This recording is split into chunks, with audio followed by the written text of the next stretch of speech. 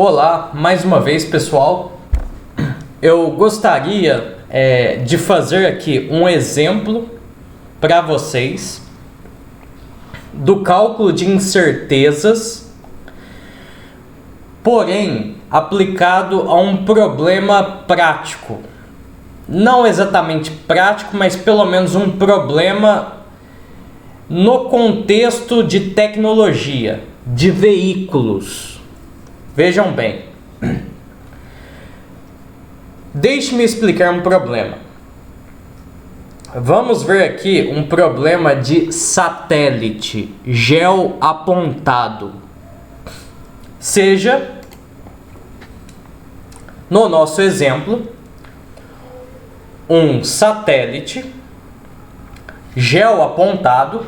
Veja bem, olhe só pela direita. Aqui eu tenho o planeta Terra. Bom, a cada corpo em mecânica você pode atribuir um referencial. Estes eixos não há nada além da representação do próprio corpo. A Terra eu estou representando aqui por um referencial, o 1, o 2 e o 3. Eu tenho um satélite que, na sua missão, para cumprir sua missão, ele tem de estar com um dos seus equipamentos apontados para o centro do planeta.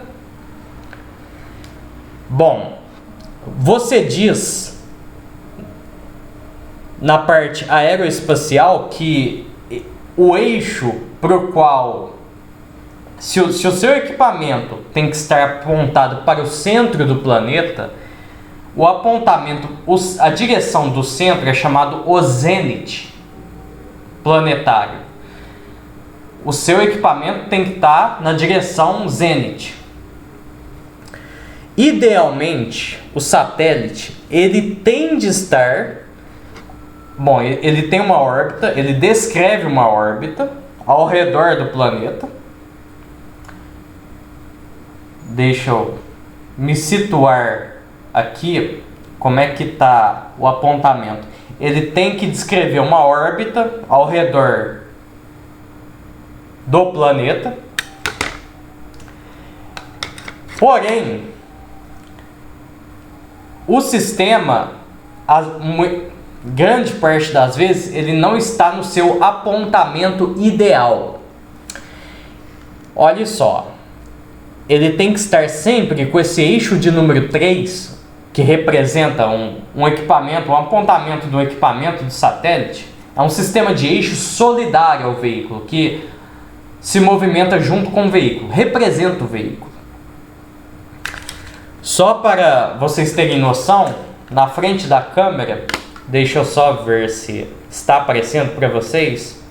Acho que está. Imagine que este é o corpo do satélite. Este é o corpinho dele. Então, se ele está se movimentando ao longo de uma órbita aqui, olha só, ele vai orbitar esta caneta preta. Eu poderia falar que o eixo representado pela caneta azul é a direção ideal de apontamento, que ele deveria apontar. Poderia usar este outro sistema aqui, mostrando o apontamento ideal. Aqui. Obviamente teria um terceiro eixo, mas seria difícil aqui juntar as duas canetas. Bom, só estou ajustando aqui as canetas, vou utilizá-las daqui a um pouco.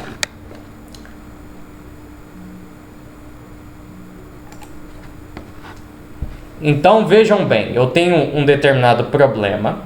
O meu satélite, ele tem que apontar nesta direção.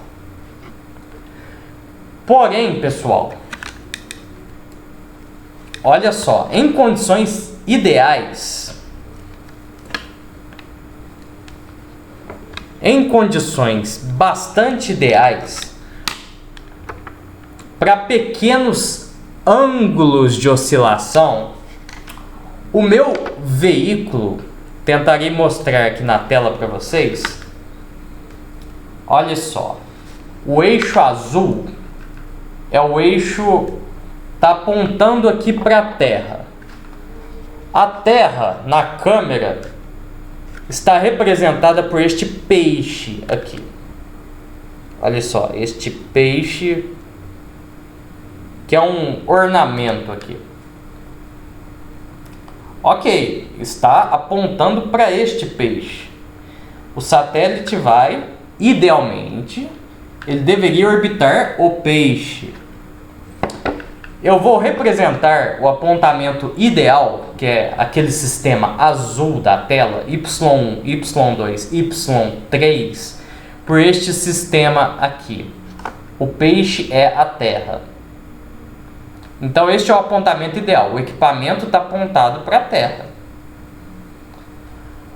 ao longo da órbita do veículo. Ok.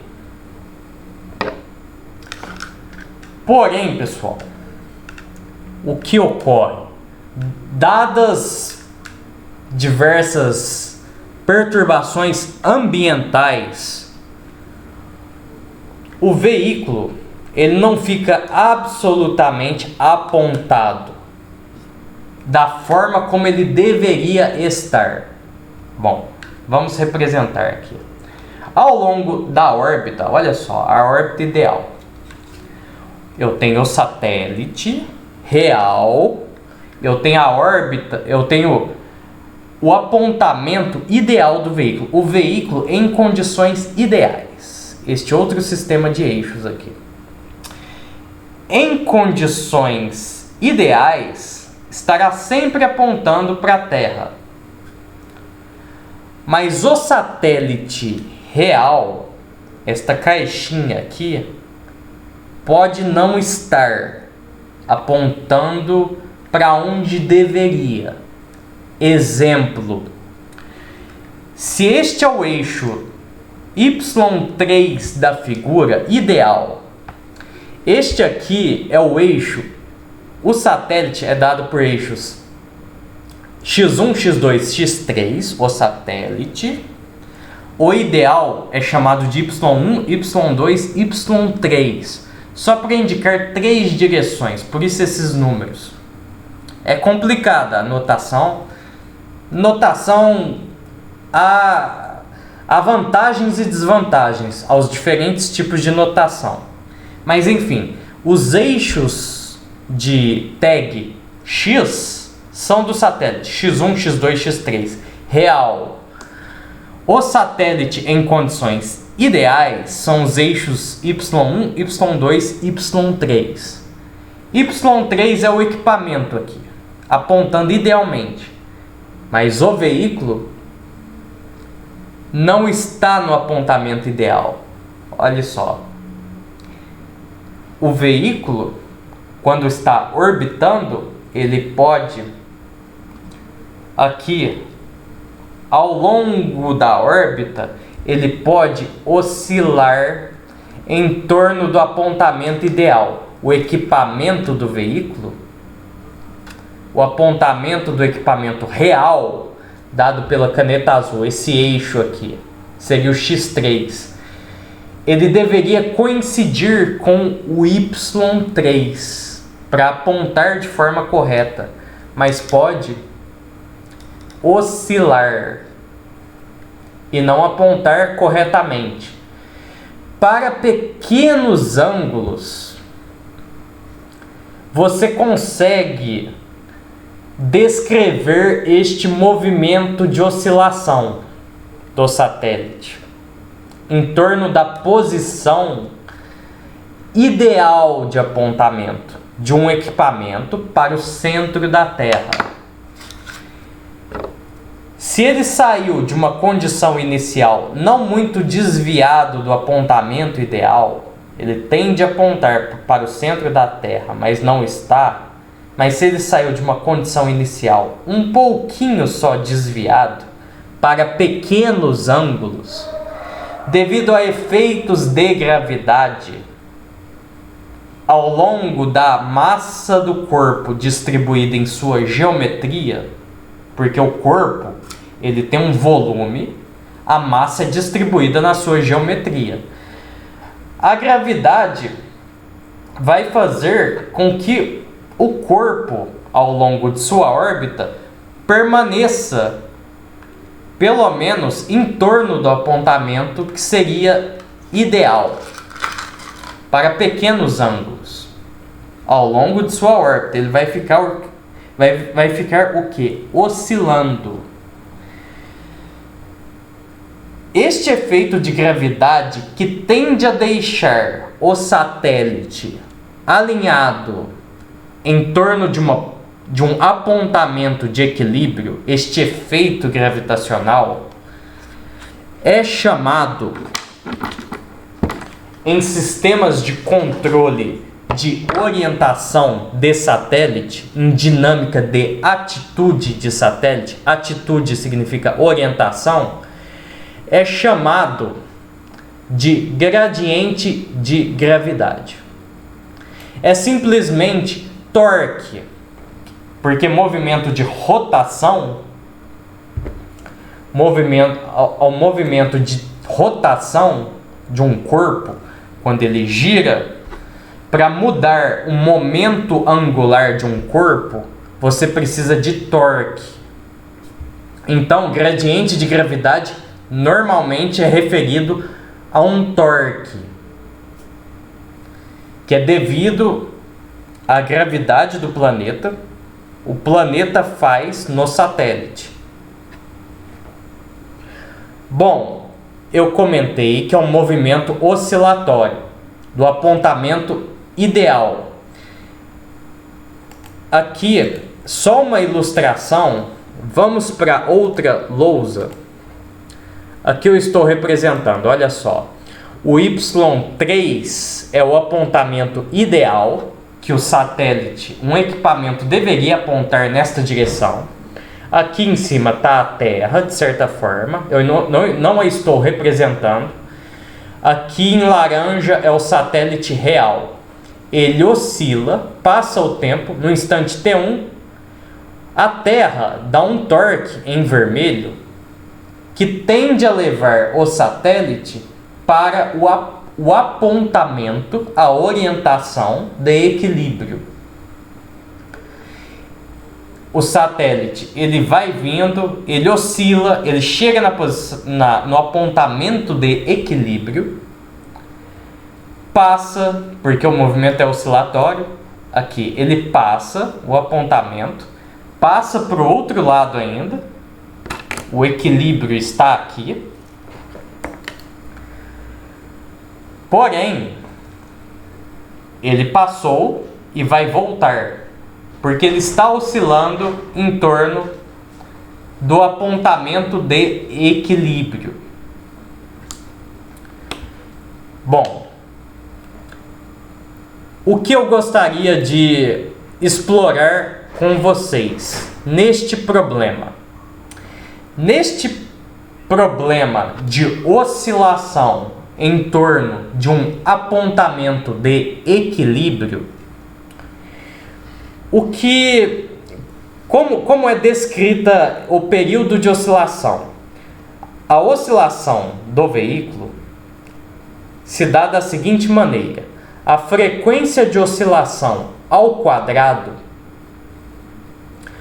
do veículo em torno deste apontamento aqui do eixo número 3, imaginando que os eixos do veículo eles estão, a rigor, alinhados aqui. O X2 do satélite está sempre alinhado, porém, o X3 do satélite, é onde tem o equipamento real, ele pode não estar apontado da forma como deveria. Pode ser que o X3 está desalinhado, porque ele está desalinhando oscilatoriamente. Na figura que eu mostrei anteriormente para vocês, olha só, o X3 está desalinhado. Ele está desalinhando de forma oscilatória.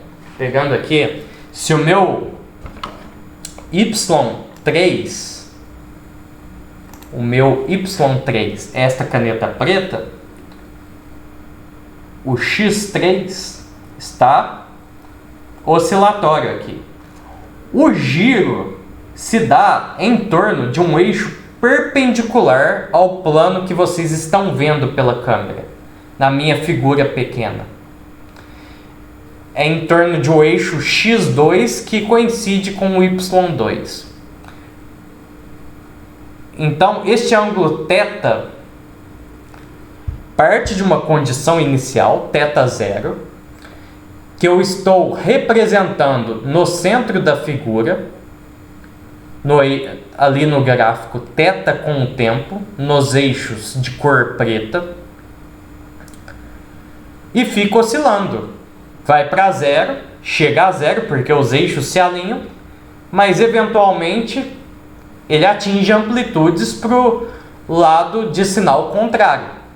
Começa positivo, vai para o outro lado, negativo, passa por zero de novo e fica oscilando. Bom, eu só quis mostrar para vocês, existe uma física de oscilação para este problema. É um movimento harmônico simples. Movimento harmônico simples, vários sistemas mecânicos apresentam este tipo de movimento. Entre eles, um satélite geoapontado, estabilizado por gradiente de gravidade. Bom, voltando aqui, qual é o problema? A frequência de oscilação, imagina que este é o enunciado. Eu estou apresentando este sistema físico e dizendo a oscilação do satélite em torno de uma direção ideal, uma direção de operação que o veículo deve desempenhar,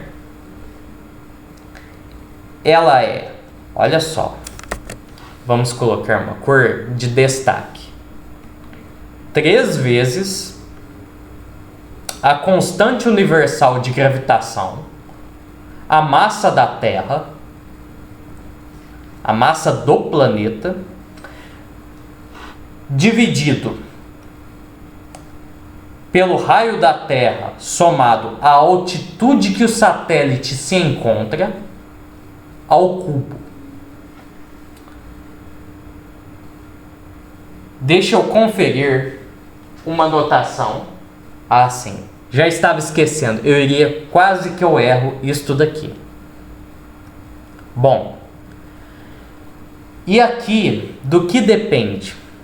Depende também de uma diferença, eu vou chamar de uma quantidade chamada ΔJ13 e de J2. Deixe-me explicar isto daqui. J2 é o momento de inércia do veículo em relação ao seu eixo de número 2. O veículo, imaginando, bom, para vocês na tela, se atentem à figura pequena. Se o celular é o satélite, bom, o satélite, e ele gira em torno de um dos seus eixos, a resistência que o corpo oferece à rotação em torno de um eixo, a desenvolver momento, a resistência que o corpo oferece para aumentar ou diminuir o seu momento angular, para variar o momento angular no tempo, a resistência que o corpo oferece, a variação para variar o momento angular, é o momento de inércia de massa.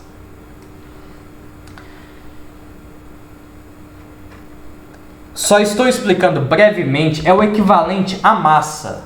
Assim como para transladar um corpo no espaço, para a translação de um corpo, a massa é uma medida de resistência à translação do corpo. O momento de inércia de massa, ele é uma resistência a mudanças no momento angular do corpo. É resistência a você conseguir acelerar, a impelir aceleração angular no corpo. A resistência ao corpo desenvolver aceleração angular é o momento de inércia de massa. Eu falei para vocês agora de uma forma bastante simplificada. Não é toda a história da física de rotações. A história completa sobre física de rotações vocês verão em Física Básica 1, uma discussão mais completa. Caso queiram, deixem nos comentários deste vídeo, nós podemos fazer uma discussão teórica completa sobre física das rotações. É um assunto que eu gosto muito, mas eu tenho que ser breve aqui só para explicar para vocês este modelo. Enfim, voltando aqui. Olha só, pessoal. J2 é a resistência à rotação em torno do eixo número 2. A rotação, inclusive, em torno deste eixo aqui, de número 2, é aonde se dá essa oscilação, em torno deste eixo, um eixo perpendicular ao plano da órbita do satélite. Bom, além do momento de inércia de massa em torno do eixo de número 2, como o veículo? Bom, o veículo ele tem uma estrutura tridimensional, uma distribuição tridimensional de massa. Então, além do J em torno do eixo de número 2, o satélite ele possui um momento de inércia de massa em torno do seu eixo de número 3 e também um J em torno do seu eixo de número 1. Aqui em cima, no numerador, ΔJ13 diz respeito é simplesmente a subtração do J1 menos o J3. Uma assimetria nessas quantidades provoca oscilação em torno do eixo de número 2. Não se preocupem com isso. Eu só quis simplesmente mencionar o que é cada quantidade neste modelo. Bom, aqui, então, olha só, esse modelo te diz o seguinte, este modelo. O quadrado da frequência de oscilação do veículo em torno do eixo de número 2, que ele fica, o eixo 3 do veículo, x3, ele fica desalinhando com o eixo y3, com esta frequência, num movimento harmônico simples, dependente da massa do planeta, a constante gravitacional também, a massa do planeta, o raio da Terra, a altitude a qual o veículo se encontra da superfície do planeta, a diferença entre momentos de inércia de massa entre o eixo número 1 e o eixo número 3, e a resistência que o veículo oferece a mudar o seu momento angular em torno do eixo de número 2, em torno do eixo de onde ocorre a oscilação. Bom,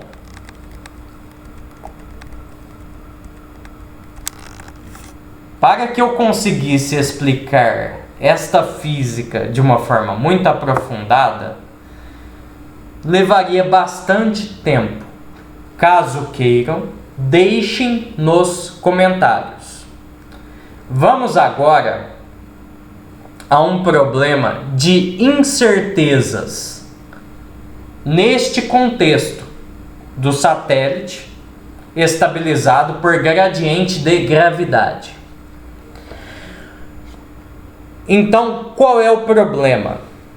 O problema é o seguinte: seja a frequência de oscilação do satélite em torno do eixo de número 2, dada por isto daqui, este modelo, aonde, e você, num primeiro momento, numa janela de tempo de, por exemplo, um dia, você monitorou a oscilação do veículo. Você, olha só, o eixo de número 3 está aqui. Desculpe. Está aqui. Número 3, está apontado. O eixo do satélite, você detectou num certo dia, tinha um período de oscilação. Mas aí, você, no outro dia, detectou um período diferente de oscilação. Os períodos de oscilação deste movimento, em determinadas janelas de tempo, estão apresentando diferenças, de sorte que no seu modelo aqui, a sua frequência de oscilação, ômega, ela é 2π ômega dividido por um período. Este modelo, quando você quadra a sua frequência, você leva ao quadrado a frequência, você tem todas essas quantidades multiplicadas. Porém, de forma problemática, suas observações mostram existe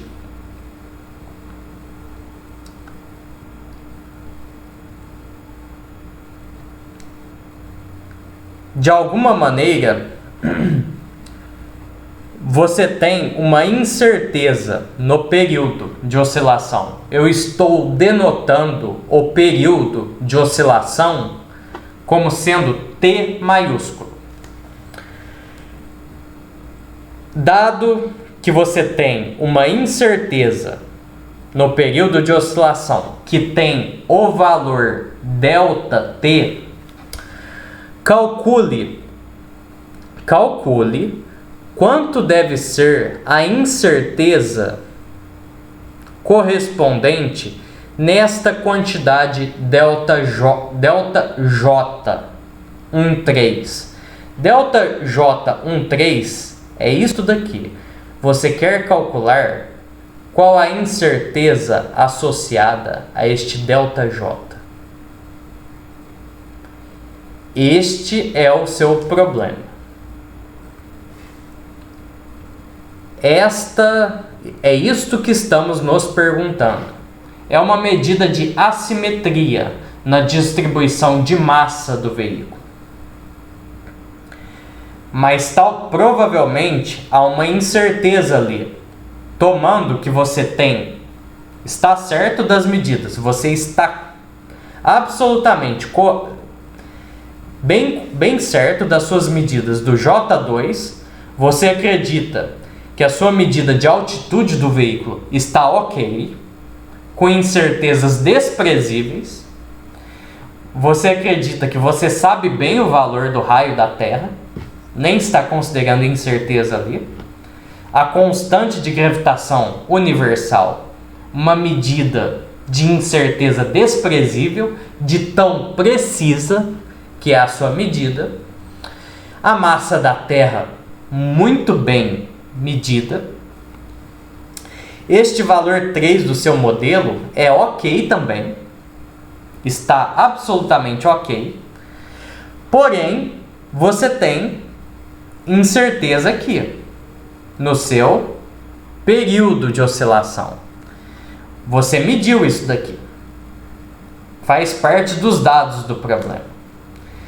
Você tem ΔJ13, a média, o valor, mas você não tem o delta correspondente o delta grande de J13. Você precisa da incerteza. É isso que você quer calcular. Então vamos calcular. Aqui teremos algumas coisas interessantes. Bom, vamos lá. Queremos calcular. Vamos retomar aqui. Qual é o problema? Eu tenho o meu modelo.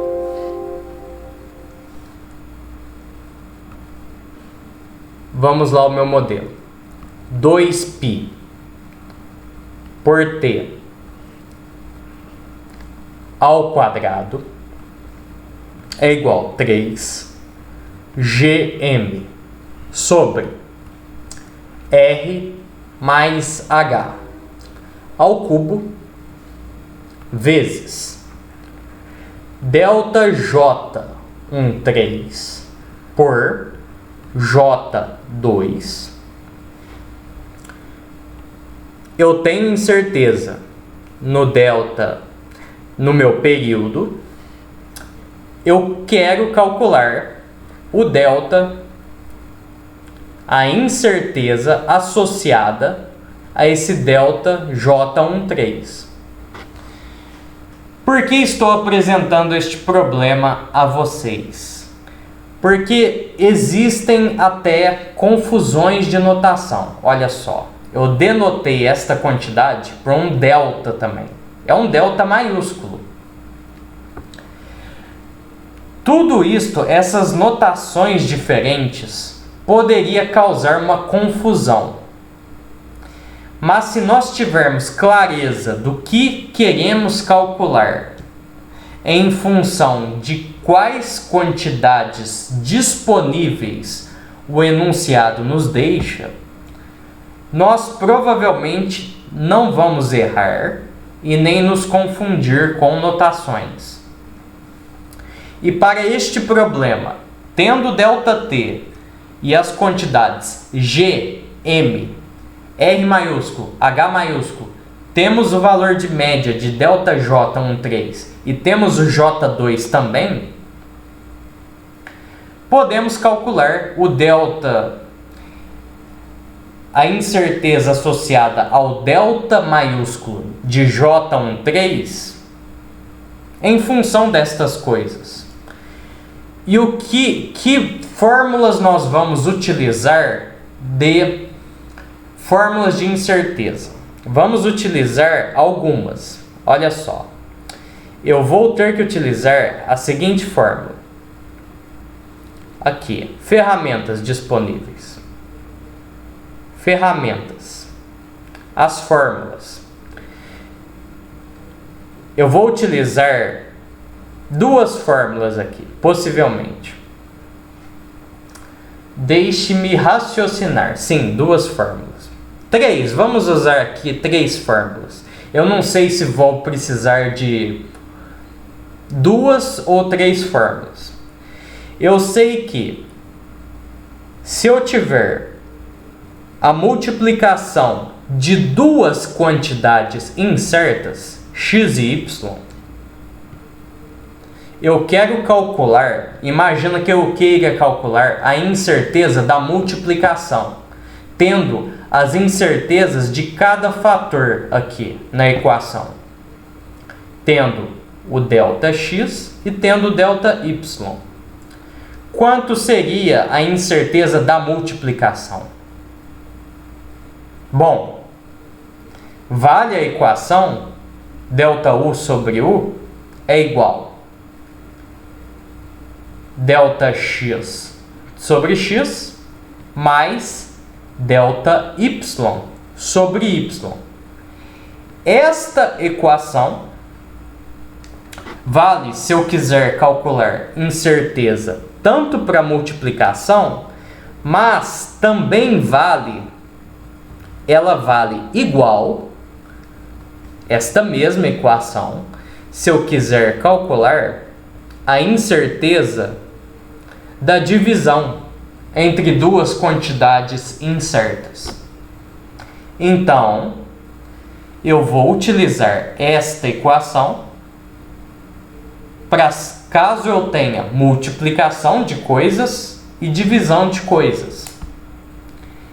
Este é um dos ingredientes em termos de fórmula que eu vou utilizar. Qual é o segundo ingrediente?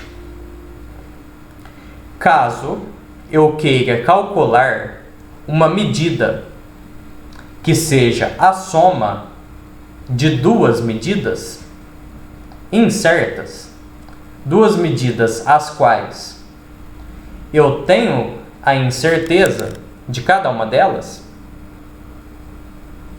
ΔY, eu tenho as incertezas associadas a cada uma. O meu ΔU, ele será o quê? Ele será a incerteza no X mais a incerteza no Y.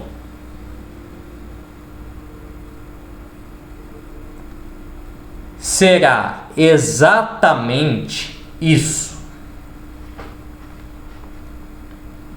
Bom, além disso, pessoal, esta fórmula aqui, que será a soma das incertezas, bom, aparentemente não necessitaremos de nenhuma mais.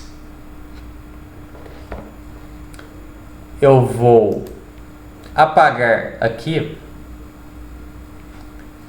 Eu não tenho muita certeza. Eu acredito que provavelmente nós nem vamos necessitar desta equação de soma aqui. Mas é só para nós termos uma tabelinha, uma tabela pequena, a qual possamos recorrer. Eu acho que só necessitaremos de multiplicação e divisão.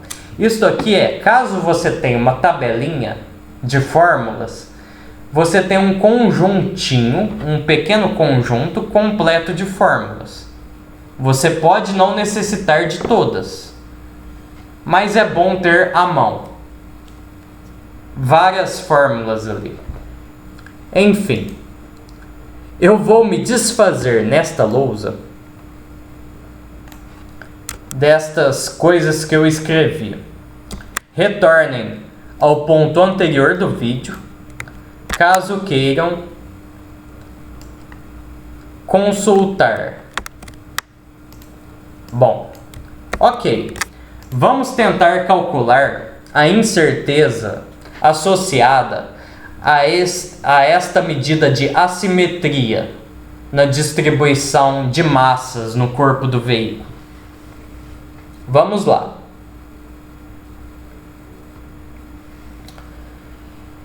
Bom, vamos organizar isto. Vamos fazer a conta aqui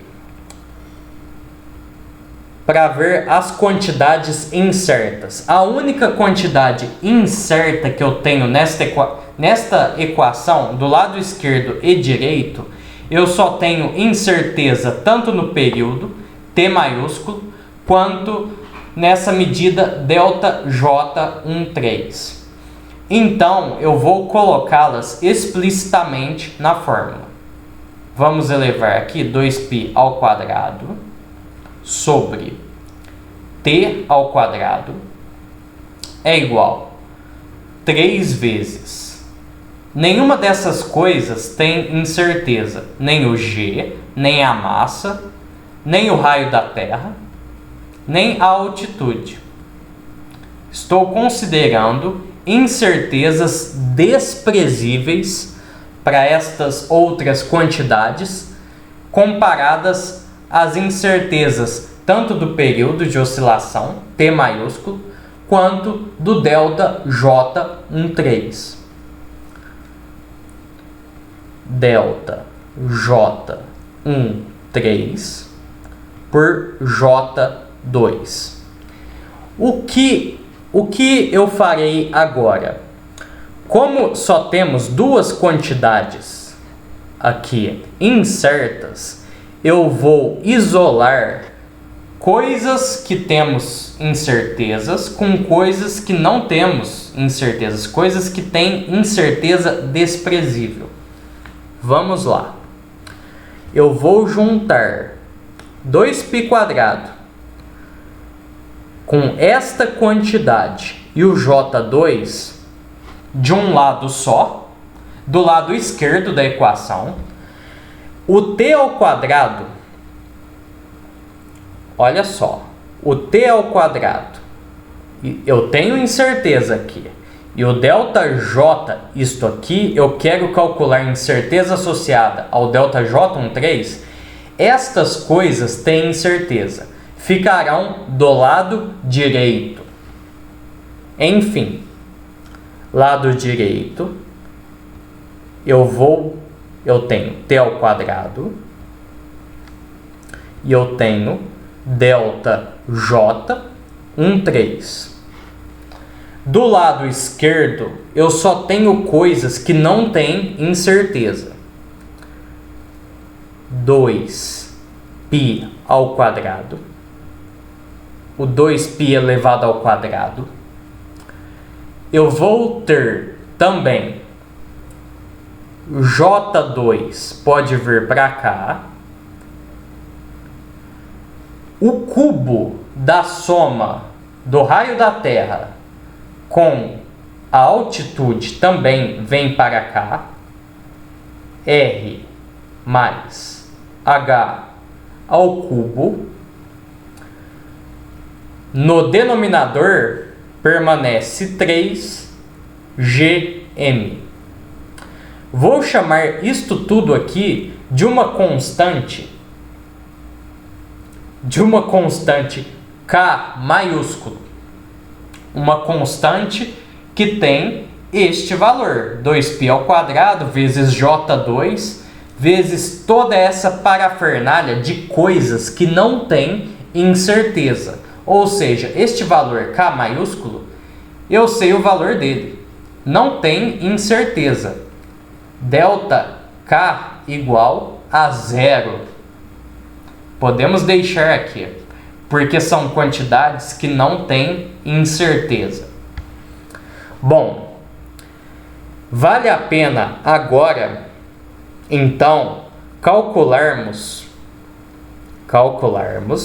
incerteza, uma equação que conecta incertezas destas grandezas presentes nesta igualdade. Qual é o problema desta equação? Olha só, eu tenho um quadrado aqui. Um quadrado pode me dar problema? Pode. Olha só, eu tenho um quadrado aqui. Eu preciso dessa medida aqui. Eu tenho um produto, ok, de duas coisas, do t² por delta J13. E na nossa tabelinha, olha só, lembremos, U de x, y, nós temos uma equação aqui, tabelada, de como devemos calcular a incerteza associada ao produto. Delta U sobre U é o quê?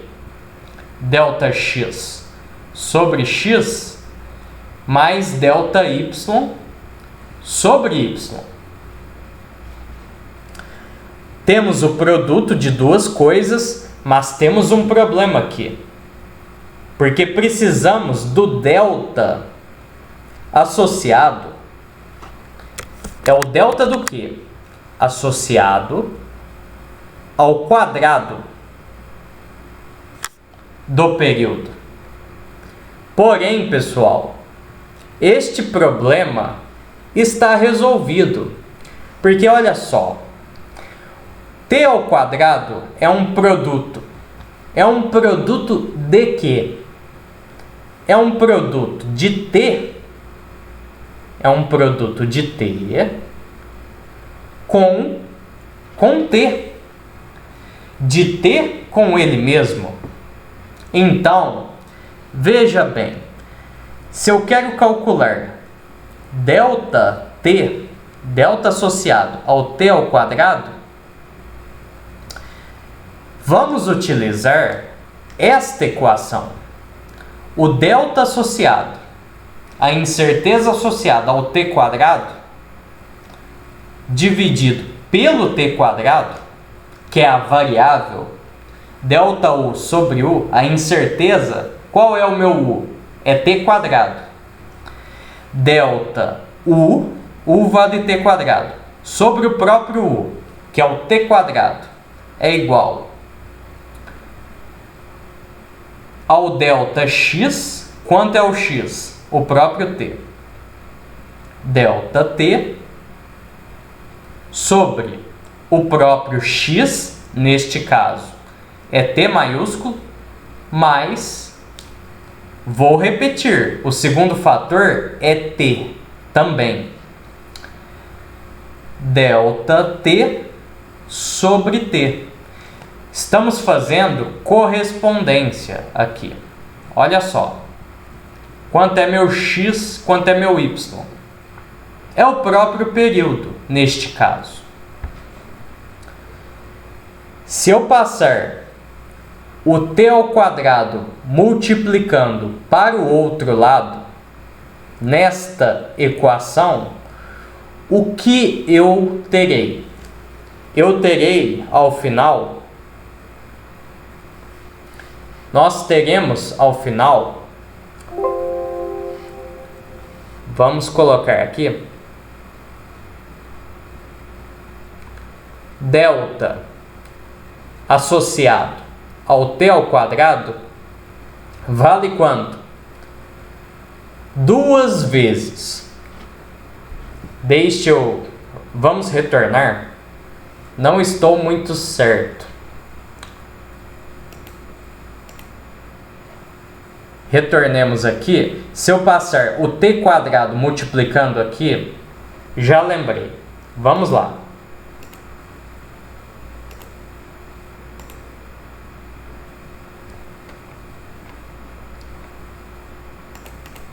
Bom, o que teremos aqui? 2 vezes t vezes delta t.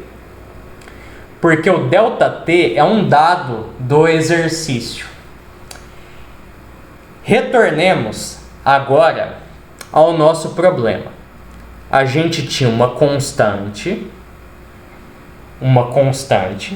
era a função, né? Essa constante está encapsulando 2π ao cubo, com o cubo da soma do raio da Terra com a altitude, com constante de gravitação universal, massa do planeta, está encapsulando tudo isso. E além disso, está encapsulando o J2, tudo junto. Então, o K conhecemos. É o produto de duas coisas aqui. Do t ao quadrado pelo delta J13. Queremos calcular esta incerteza aqui. Do delta J13. A incerteza associada a esta quantidade. Agora, nós temos um produto de duas coisas. Vamos lá. a nossa tabelinha. Retomemos ela aqui, por mais cansativo e repetitivo que possa ser.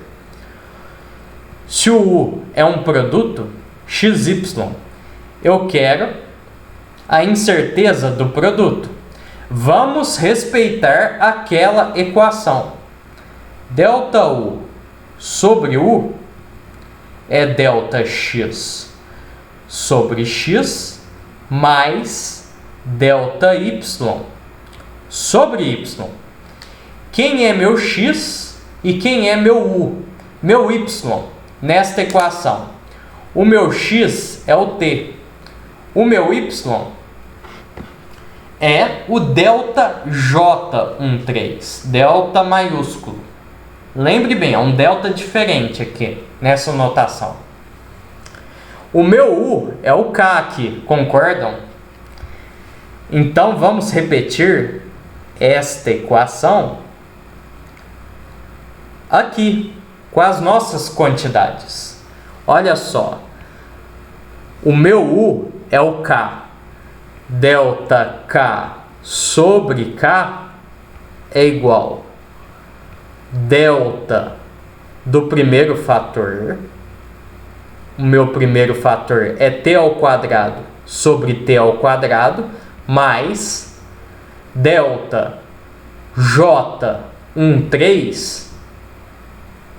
Me desculpem aqui, cometi um erro.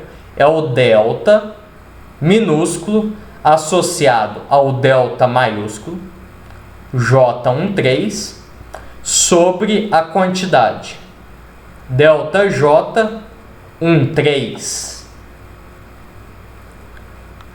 Ok. Bom, está aqui. Porém, lembre, esta quantidade aqui, pessoal, K maiúsculo, são quantidades de incerteza desprezível. De sorte que o ΔK, a incerteza, é nula, é zero em comparação com as demais quantidades na equação. ΔK é igual a zero. Então, esta fração é igual a zero. Bom, esta fração é igual a zero. E aqui em cima, nós calculamos quanto é a incerteza do quadrado do período. Nós já temos o valor desta incerteza. Vamos substituir este valor aqui no numerador. 2 vezes o período multiplicado pela incerteza no período. Vamos substituir aqui. O lado esquerdo é zero. Vamos colocar o resultado. Olha só. 2 vezes T vezes delta T sobre T ao quadrado mais delta associado ao delta J13 sobre delta grande de J13 é igual a zero. Bom, aqui eu tenho alguns cancelamentos. Olha só, eu posso cancelar um valor de período com este quadrado daqui e eu chego à conclusão de que a incerteza naquela medida de assimetria na distribuição de massa, a incerteza no delta J13, quanto vale? Olha só, vale, vou colocar de outra cor aqui, vale a incerteza no período que você monitorou, no período de oscilação, dividido pela oscilação, a média das oscilações medidas em alguns dias que você está monitorando o movimento do satélite, multiplicado pela média no ΔJ 13. Chegamos a esta conclusão.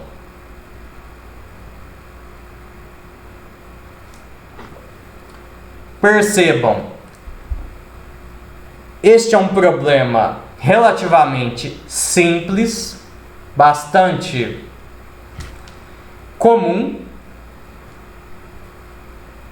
mas eu quis mostrar para vocês essa coisa das notações, mais um exemplo do raciocínio de cálculo de incertezas, utilizando aqui as nossas tabelinhas.